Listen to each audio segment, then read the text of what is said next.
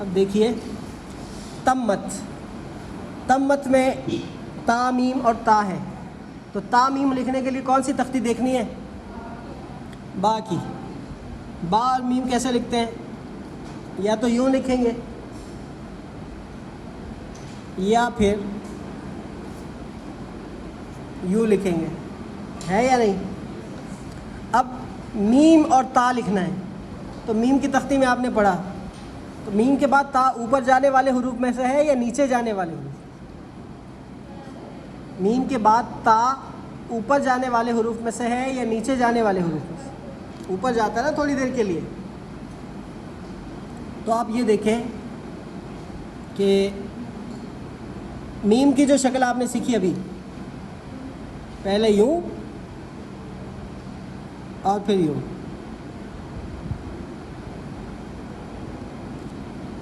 ٹھیک ہے؟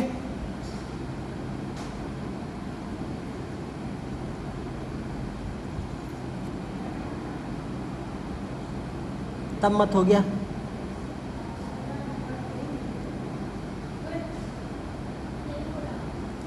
اس میں ہو رہا ہے، اس میں بھی کر دیتا ہوں بس۔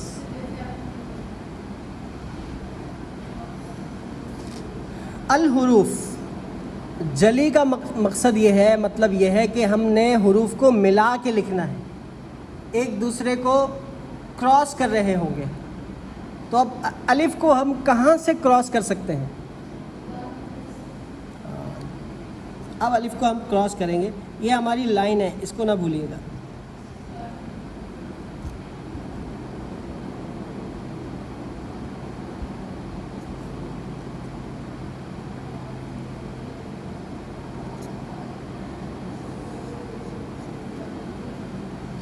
کراس کرنے کا ایک اصول یاد رکھیں کہ جب کوئی حرف کسی دوسرے لفظ کو کراس کرتا ہے تو اس کے کونے کو یا اس کے جوائنٹ کو کراس نہیں کر سکتے،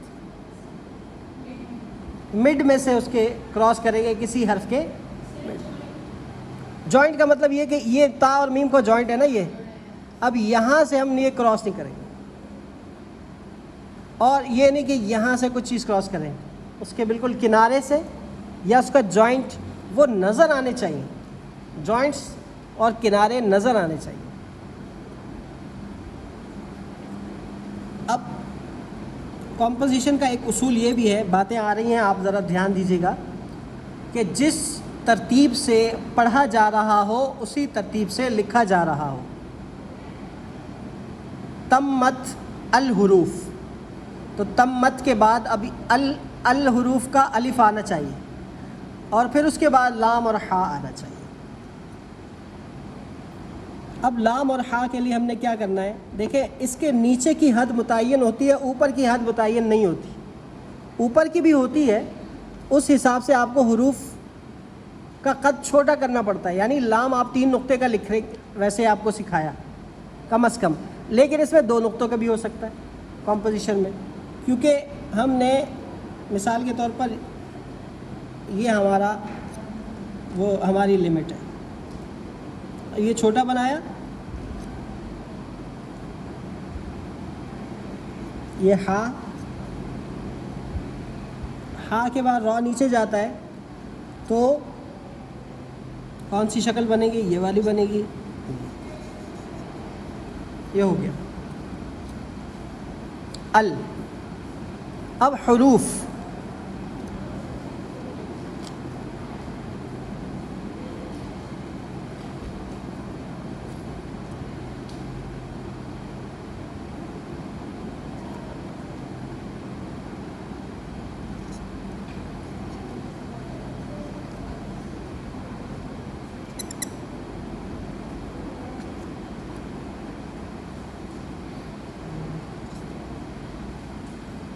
ٹھیک ہے جی۔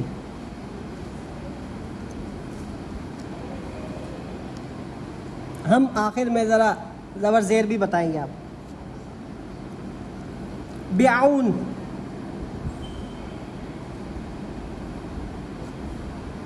اچھا اس میں یہ نیچے ہوتا تو یہ اچھا ہے، تو اس کے لیے کیا کیا جائے؟ ابھی کمپوزیشن بن رہی ہے نا, اس میں غلطیاں ہوں گی. نیچے کر لیتے ہیں, ٹھیک ہے جی. اس کو ہم فائنل کریں گے پھر, ابھی کمپوزیشن سیٹ کر رہے ہیں, آپ کو بتا رہے ہیں.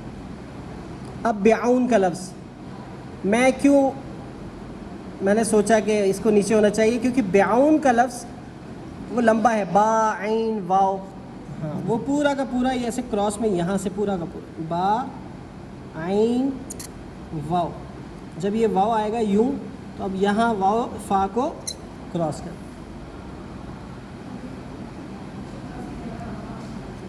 اچھا, اب جیسے کہ واو یہاں پھنس رہا ہے نا, تو فا کو ہم کیا کر سکتے ہیں, تھوڑا سا یہاں سے اس کو اور کھول سکتے ہیں, بڑا کر دیا. تو یہ ہوتا ہے کمپوزیشن کے مطابق سیٹ کرنا. ابھی آپ کو تھوڑی گچ بچ لگے گی, لیکن یہی چیز ہوتی ہے سیٹنگ کرنے کی. اب ہم نے آگے جا کے مجموعی جو نیگیٹو اسپیس ہے نا, اس کو بھی فل کرنا ہے کہ یہاں پر کھلا ایریا زیادہ ہے. ہاں دوبارہ سیٹنگ میں کریں گے, کیونکہ ایک دفعہ میں کوئی چیز فائنل نہیں ہوتی.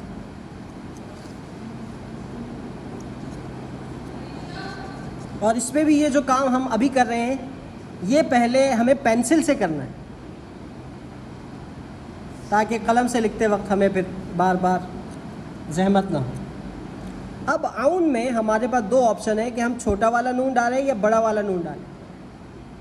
مطلب ایک تو بڑا والا نون یہ ہے بڑے والے با کی طرح, ایک نون چھوٹا والا ہے چھوٹے با کی طرح, ایک ہے صرف نون جو ہم بناتے ہیں. اس میں ہم دیکھتے ہیں کہ ہمارا فلو کیا چل رہا ہے. دیکھیں یہاں یہ چل رہا ہے تا, یہ فا, تو ہم یہ والا نون بنا سکتے ہیں.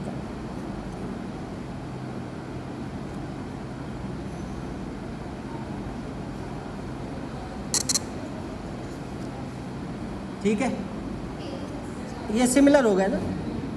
اب کیا ہوگا, بعون اللہ, لفظ اللہ.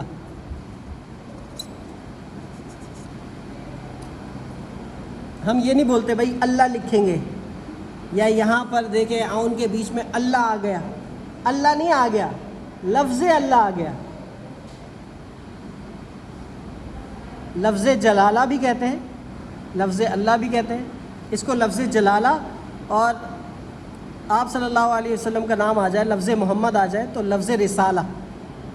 لفظ اللہ, لفظ محمد, یہ جوڑیے. لفظ جلالہ, لفظ رسالہ, یہ جوڑیے. یہ اصطلاح ہے ہماری خطاطی کی. بعون اللہ.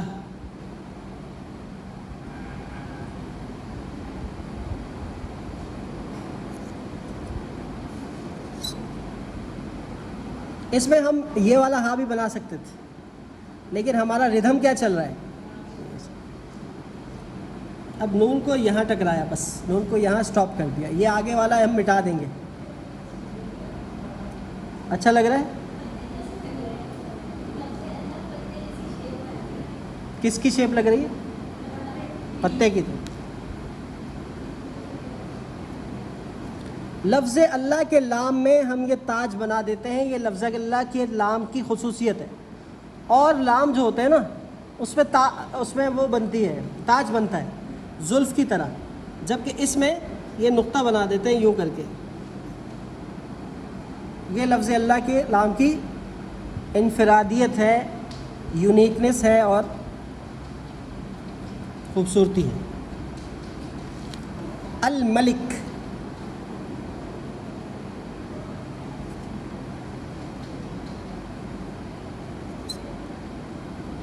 دیکھیں ہم اس حصے کو بڑا کر رہے ہیں نا.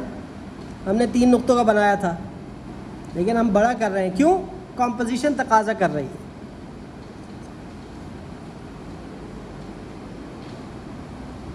لام کے بعد میم یوں ڈائریکٹ. الملک.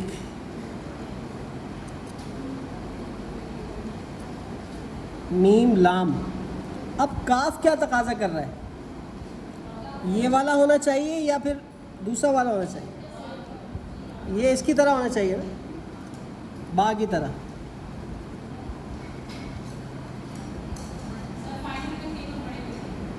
تینوں بڑے کر دیں گے، لیکن بڑے کاف نیچے نہیں آتے ہیں دیوانی جلی میں، وہ اسی پٹی کے اندر ہی ہوں گے، اوپر نیچے. اسی لیے بڑا با یا بڑے کاف وغیرہ اس وقت بنائے جاتے ہیں جب وہ اوپر سے شروع ہو رہے ہوں. اور عام طور پر یہ جو آخر میں جڑ کے آتا ہے نا، اس میں بڑا با نہیں بنتا، یا صرف با ہو یا صرف نون ہو اکیلا، وہ بناتے ہیں ہم بیچ میں. الملک، العزیز.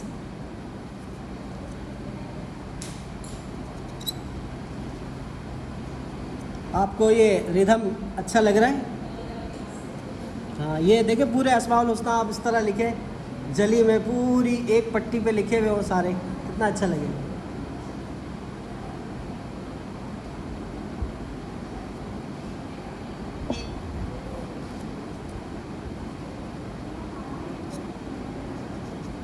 العزیز.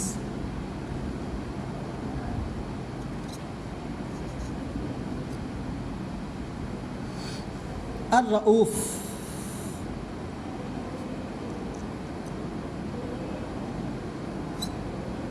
چلے ہم اس کو ذرا ٹریڈیشنل اس میں لے کے جاتے ہیں. ٹریڈیشنل کیا ہوتا ہے؟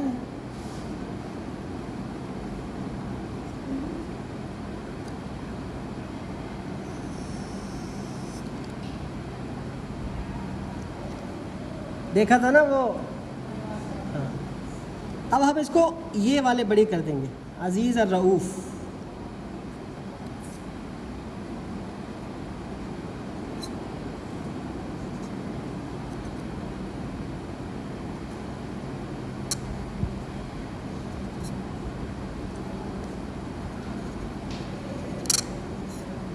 اب ہے بقلمی، نوید معروف.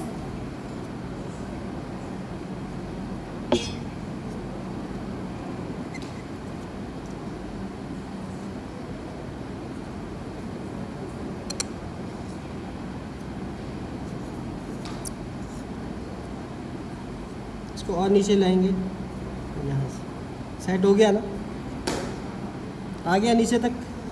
اب یہ جائے گا اوپر.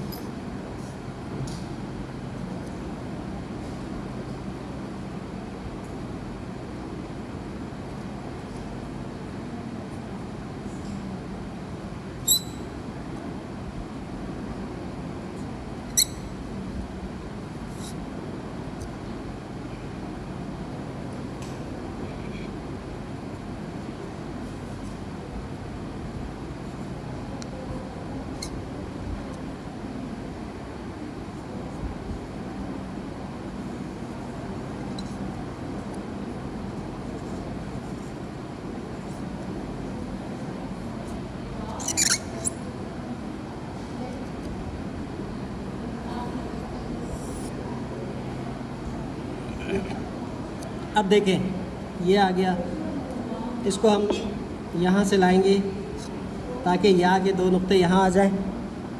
دیکھتے جائیے کیا کر رہا ہوں. فا کے نقطہ یہ آ گیا، با کا نقطہ یہ آ گیا، رؤوف کا حمزہ یہاں آ جائے گا، قلم کے دو نقطے یہاں آ جائیں گے، معروف کے فے کا نقطہ یہاں آ جائے گا. العزیز، یہ زا یہ آ جائے گا غین کے اوپر. یہاں نہیں ڈالیں گے، زا کا نقطہ زا کے اوپر آئے گا، یہاں ڈالیں گے تو وہ غین لگے گا. زا کے قریب کر دیں، یہ والا بھی زا کے قریب کر دیں. عین کے نیچے دو نقطے نہیں ہوتے، زا کے نیچے دو نقطے نہیں ہوتے، تو یہ یا کے نقطے ہی تصور کیے جائیں گے. کیسی جگہ نکل کے آئی. الملک، اس کو ہم یہ بھی کر سکتے ہیں، یہ کر سکتے ہیں، لیکن اگر ہم نے اس میں ایک ڈنڈی دینی ہے تو کیا ہی بات ہے. مزہ آیا نا. اب سب کے تاج بنا دیں آپ، کیا ہی لطف آئے گا اس کا. یہ بیچ والے کا لام کا تاج نہیں بنتا، جب لام بیچ میں آ جائے تو تاج نہیں بنتا، شروع میں آ جائے تب بنتا ہے.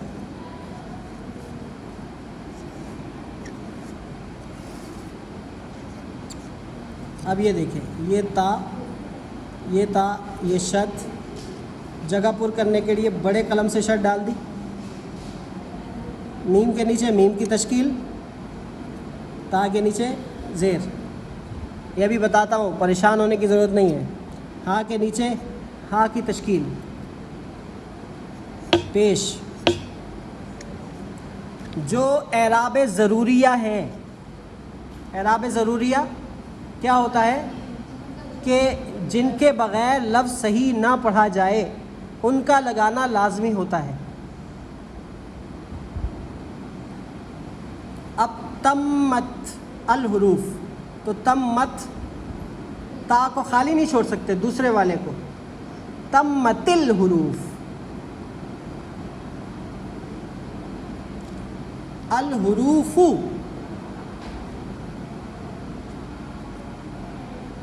اس کے لیے پھر عربی آنی چاہیے کہ حروفو ہے یا حروفہ ہے یا حروفی ہے. تو تمت کہتے ہیں فعل کو، ایک ہوتا ہے کام اور ایک ہوتا ہے کام کرنے والا اور ایک ہوتا ہے جس پر کام کیا جائے، فعل، فاعل، مفعول. ٹھیک ہے، تو یہ فعل ہے تمت. اب کیا تمت کیا ختم ہوئے، مکمل ہوئے؟ الحروف، حروف مکمل ہوئے. تو تمت فعل ہے اور حروف فاعل ہے. یہ ابھی عربی نہیں پڑھانا، میں ایک اشارہ دے رہا ہوں آپ. تو پھر عربی میں یہ کہتے ہیں بھائی فعل. اب یہ کیا تھا لفظ تمت،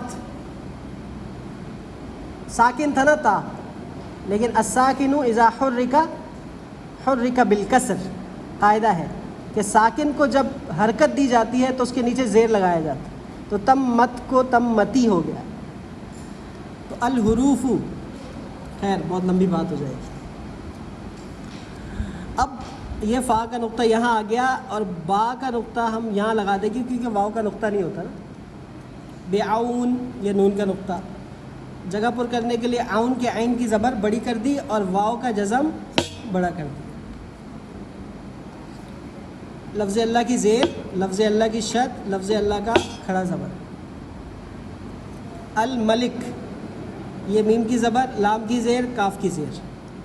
العزیز، عزیز یہ زبر اور یہ زا کی زیر، یہ یا کا جزم اور یہ زا کی زیر. العزیزی. الرؤوف، یہ جگہ خالی ہے یہاں وردہ بنا دی. رؤوف، یہاں شد آ گئی، یہاں پیش آ گیا رؤوف. بقلمی، قاف، با کی زیر، قاف زبر، لام کا زبر، میم کی زیر یہاں آ گئی. نوید، نقطے کو یہاں کر دیا تاکہ یہاں زبر آ جائے، نقطے آگے پیچھے کریں گے. پھر واؤ کی زیر، جزم.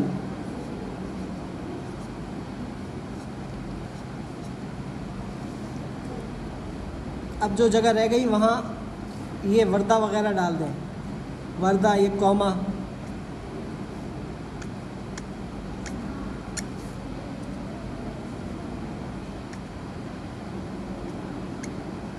خاص طور پر اس لائن پر.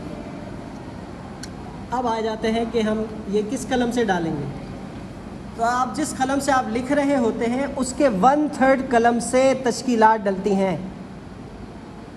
6 mm سے لکھا میں نے تو 2 mm سے میں تشکیلات ڈالوں گا. تشکیلات کا کیا مطلب ہوتا ہے؟ تشکیلات کا مطلب شکل دینا. زبر زیر کے بغیر ان حروف کی شکل سامنے نہیں آئی تھی صحیح طور پر. جب ہم نے زبر زیر ڈال دیے تو حروف کی صحیح شکل ہمارے سامنے آ گئی، جس کی وجہ سے اس کو تشکیلات کہتے ہیں. اور تشکیلات یہ زبر، زیر، پیش، شد، مد وغیرہ، یہ جو اعراب ضروریہ ہوتے ہیں اس کو تشکیلات کہتے ہیں. اور اس کے علاوہ جو وردہ اور کوما، شعلہ وغیرہ ہم نے بنائی، یہ تزیینات. تزیین کسے کہتے ہیں؟ تزیین و آرائش کے لیے جو چیزیں استعمال ہوتی ہیں، جو اعراب استعمال ہوتے ہیں، وہ تزیینات. اور تشکیلات اور تزیینات کو مل کر اعراب بنتے ہیں. سمجھ میں آ رہی ہے؟ یہ تزیینات میں آئیں گے کہ میم کے نیچے میم کی علامت، ہا کے نیچے ہا کی علامت. بعض لوگ یہ کرتے ہیں کہ جیم لکھتے ہیں اور اس کے نیچے ہا کی علامت ڈال دیتے ہیں، تو یہ جائز نہیں ہے. شین کے نیچے سین کی علامت جائز نہیں ہے. اب یہ ساری علامتیں میں بنا کر، اس کی صحیح شکلیں بنا کر ان کے نام بھی آپ کو بتاؤں گا. یعنی ایک پیج اس کا ہوگا پورا، جس طرح ایک تختیہ لکھ کے دیتا ہوں نا، ایک پیج اعراب و تشکیلات کا ہوگا کہ یہ کیسے بنتی ہے، اس میں کون کون سے تشکیلات آتی ہیں. علامت کیوں ڈالتے ہیں؟ علامت اس لیے ڈالتے ہیں تاکہ وہ حرف سمجھ میں آئے اور جگہ پر کرنے کے لیے. جیسے کہ مثال کے طور پر یہ ہا ہے, ہا کے نیچے ہا کی علامت ڈالیں گے. کہیں ایسا ہو گیا کہ انک کا کوئی ڈراپ گر گیا اور یہ آپ کو جیم محسوس ہوا, تو ہا کی تشکیل جب نیچے لگی ہوگی تو آپ کو پتہ چل جائے گا کہ یہ جیم نہیں ہے بلکہ یہ ہا ہی تھا, وہ کہیں غلطی سے مکھی بیٹھ گئی, تو یہ ہو جائے گا. تو بعض لوگ جیم کے نیچے ہا کی تشکیل دے دیتے ہیں, حالانکہ بھائی ہا کی تشکیل جیم کے نیچے دینا جائز ہی نہیں ہے, کیونکہ جیم کا نقطہ یہ بتا رہا ہے کہ یہ لفظ کیا ہے, جیم ہے, اس پہ ہا کی ضرورت ہی نہیں ہے اس کو علامت سے واضح کرنے کی. تو شین کے نیچے سین نہیں آ سکتا, ضاد کے نیچے صاد کی علامت نہیں آ سکتی, ظا کے نیچے طا کی علامت نہیں آ سکتی, غین کے نیچے عین کی علامت نہیں آ سکتی. تو یہ چیزیں ہوتی ہیں. یہ ساری علامتیں نیچے لگتی ہیں حرف کے نیچے, سوائے ایک علامت کے, اور وہ ہے ہا کی علامت. جیسے لفظ اللہ آ گیا تو میں یہاں پر ہا لگاؤں گا, ہا دو چشمی ہا یوں, تو یہ ہا ہمیشہ اوپر آتی ہے کسی بھی لفظ کی. اس کے علاوہ باقی جتنی بھی علامتیں ہیں وہ جیسے عین کے نیچے میں عین لگا دوں تو وہ نیچے آئے گا, میم کے نیچے میم نیچے آئے گا. تو یہ چیز ہوتی ہے. ابھی ہماری ایک کمپوزیشن تیار ہوئی ہے, اس کو ہم فائنل کریں گے انشاءاللہ.